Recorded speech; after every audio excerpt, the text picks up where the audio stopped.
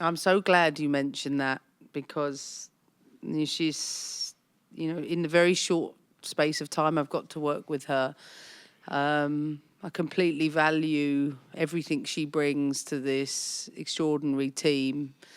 And I told the team a story the other day in her 100 cap celebration internally about a really profound moment I had as a coach. Denise and I had with her in the semi-final of the Olympics when Tiana was available to come back into the team, having sort of been out with an injury. And I never ever forget it. I said to her, "Look, I'm putting T back in the team," and she said, "No, completely. That's what you should do. That's in the best interest of the team. We need a left-footed player from this part of the pitch because of trying to break down the opponent, that it was better for us to have the most progressive passer in the team." She'd already analysed all of that. And she said, my role from the bench, whether it's to come in for T or anybody else, is a valuable one and one that I'm going to be ready for. But that's what I should be doing. And you and Denise now have to spend your time on getting T ready. And just want you to know that I will be ready. And I was just gobsmacked. Not because of how selfless she is and what a team player she is, but another reminder of how important it is to do work on yourself. And I often say this about our team, is that the more work you can do to better understand yourself in whatever role you are in, and something she has done a significant amount of work on in herself, means that she's prepared for almost every situation, starter or from the bench. And players teach us the utmost, and she taught me a lot about what's required in that position, but she took it to a whole new level, and something I wanted to share with the less experienced players about the value of not just that type of work, but that type of player who for many, many years has had a really tough journey, but she has come through each stage of that with the credit that she deserves. She's a marvelous human being and a brilliant teammate. Go ahead. You mentioned some of the less experienced players there. Obviously, given that both yourself and Australia have had very different starts to this tournament, how much are you relying on the more experienced players in the group to prevent complacency setting in? Well, of course, everybody wants to compete. Everybody wants to perform to the best of their levels. But we sat with about 5 or 6 of the more experienced players to get them to understand where we are in our journey and the role that they play in this tournament.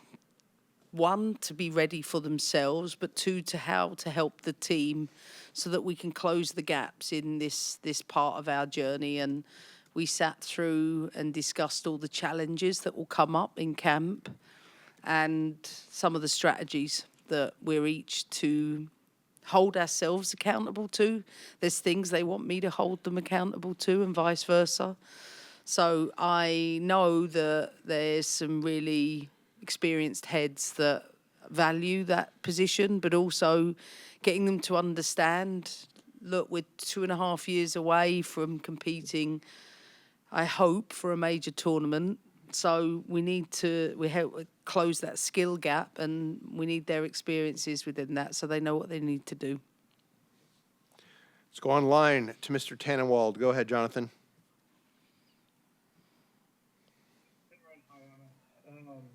You have a lot of players who've played in, obviously, SheBelieves Cups before in major tournaments.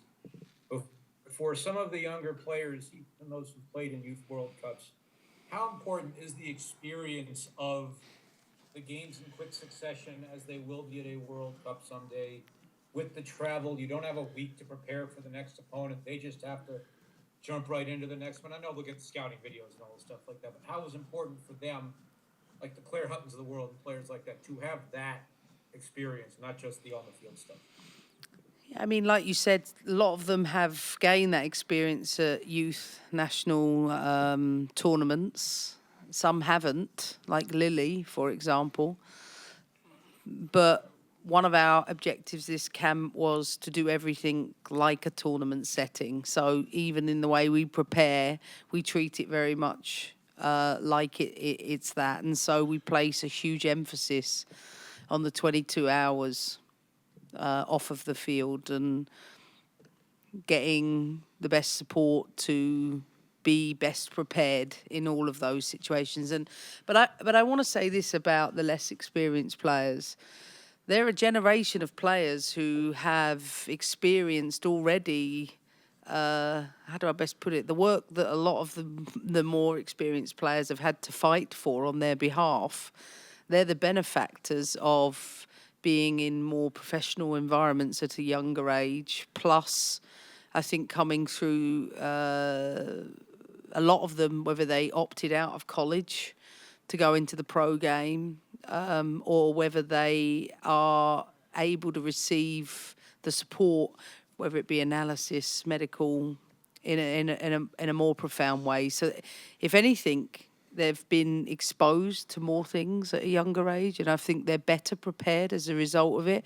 I think the real challenge for someone like me in my position is that as a result of the things they benefit from, they're also exposed to more things off of the pitch, social media wise, managing pressure in different ways at an earlier age. So we have to lean into how we best support them on those things. And I certainly experienced that the other day, knowing that a lot of players were going in for their first cap. So I could see, the pressures of that was felt, and one that was a deep reminder to us how we have to support them with that level of professional support.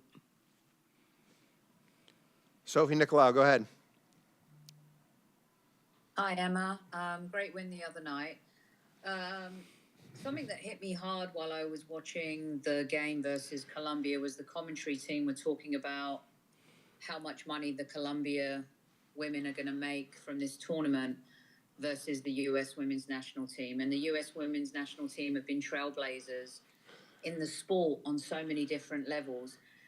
How do you, as a coach, because I know it means a lot to you, not only kind of what you manage on the pitch, but also off the pitch as well, managing the players from privilege versus, all of the other stuff that kind of comes with the game. I know that means a lot to you, and the fact that the women's game still has so much to do in this arena. Yeah, I agree. I think in the ideal world, the level of support we offer our players is the same for everyone. And unfortunately, there's still a lot of work to be done in the game to level that up. And honestly, I've always empathized with the fact that so many top level players around the world still have to deal with significant barriers so they can perform at the best level. And in my position, I do what I can to control, obviously, our environments. I can't necessarily influence that in the world game, but I try to do it by providing the very best in the first instance to show the way and lead the way on that front. But I completely agree, we still have so much work to do in our game to make sure that the barrier to performances aren't there for every girl and female that plays our sport. Chris-Ann, go ahead. Hi, Emma. Krishan Edler with the Deseret News. I know it's just one start, but what are your expectations for Ali Senor going forward? And do you see her possibly being a long-time contributor to the team in the future? Well, I'm just laughing at the Desert News. I mean, I've never heard of that coming from London. It's Deseret. It's in Salt Lake City. Then that's even better. I'm sure they have a Desert News here. Yeah. But I know. Yeah. Sorry. She said we get that a lot. Yeah, it's a bit like listening to my assistant Stuart say Tara in American, which is Tara, and it sounds like Sarah. So all week, poor Tara has thought we've been calling her Sarah. So forgive me for not hearing correctly. Ali Centre, I think in the very short space of time I've worked with her, extremely diligent learner, great thinker. We talk about her attacking qualities, which we saw on full display the other night, but she had 19 pressure regains in those areas. And to do that at such a young age, I thought it was the best counter-pressing, back-pressing performance from our team since the Olympics. And she led the way with that. So I think she deserves huge credit for the way she's not afraid to do the dirty work. She's not afraid to get stuck in. She's not afraid to come back. And you have to do that to play in this team. That's a non-negotiable.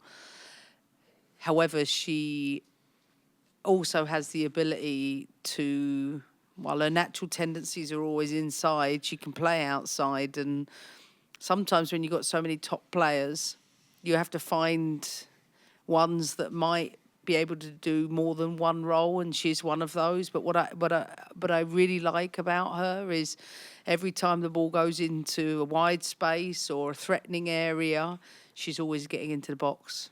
It's no coincidence the volume of opportunities she's on the end of. She has a nose for being in the right spaces at the right time, and I'm very excited to watch her journey grow with us. Brian, Thank you, Emma, and hard feelings. Oh, okay, thanks. Appreciate that. Brian, did you have one? Jen just texted me. I don't know what she's trying to say. All right, last one goes to Sean then. Go ahead, Sean. Coach, during the game, there were a number of fouls being committed very early. They continued, particularly on Heaps. There was a little back and forth pregame. Did you have to say anything pregame? Did you have to continue saying things during the game to keep players calmer so they wouldn't compromise their positions for later in the tournament? Well, one thing the group knows about what I'm looking for is what I mentioned to the group at the end of the game in the huddle, which was an appreciation for the way we didn't engage sometimes when we're unhappy with a decision, or whether that's the official not giving something or something the opponent has done in a tackle. Like, I appreciate that if you want to progress deep into tournaments, you have to have the discipline, even when things are not going the way you want them to. Like, you have to control the things you can control, and your approach to that and your attitude to that can be infectious in one way or the other. And if you don't want, so I always say this to the players, when one person starts yawning, it's inevitable the people around them start yawning, because that's what emotional contagion does. If we react to every negative decision in an overt way, then everybody else will start to do that, and then we lose control or we lose focus. And I really like the way we kept our focus the other night, regardless of whether they were fouls or not. Like, we just control our own attitude and our approach to it. Sorry, last one does go to Brian. Go ahead. Can you just talk about your strategy for the WNT program and how that ties into the theme of SheBelieves? Your overall strategy, yeah. Our strategy, as I always said, like, I'm not taking on a program that hasn't come from a place of strength. It has. But what I'm able to do is develop out a program that puts the female lens at the heart of everything we do in a really, really profound way. So I think whether that's celebrating the unique things that we are about, or making sure we've got the right support in service or research wrapped around us in a way that works for us. And I think it ties really nicely with the motto of SheBelieves, and everyone knows I'm an advocate of, you need to see something to be it, or you need to see the subsequent role models in whatever respective position. It's not just about coaching and playing. It may be in broadcasting. I mean, how amazing we're watching 3 former captains deliver commentary and broadcasting around our game, which I don't even know if that's the first time at SheBelieves, if that has been the case. But I just feel this whole program has led the way globally on so many fronts. So I think it's our responsibility to continue to set the trends around women's football, and to do it with an event where, you know, the female athlete is at the center of everything, like SheBelieves, is hand in glove. Perfect.